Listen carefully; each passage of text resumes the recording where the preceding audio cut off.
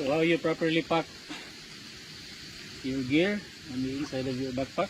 So slip system goes in first.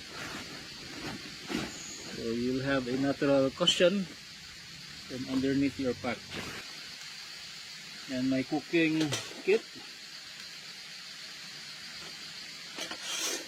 will be next.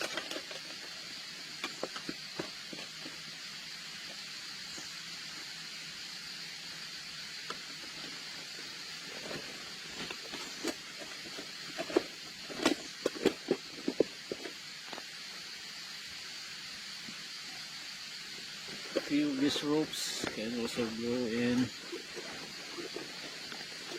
on the sides.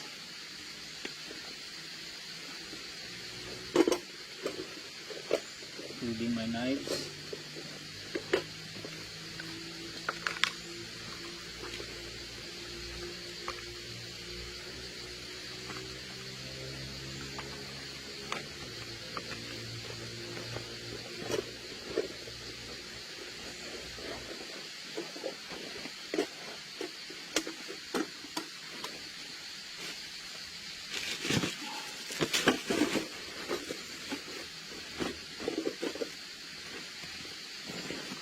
So emergency